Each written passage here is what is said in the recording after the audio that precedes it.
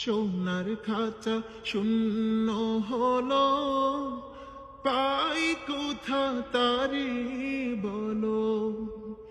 এই খাঁচাটার মূল্য শুধু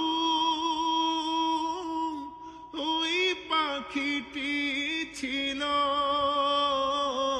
সোনার খাঁচা শূন্য হলো, পাই কোথা তারি বলো। রেখেছিলাম বুকের ভেতর কত যতন করে,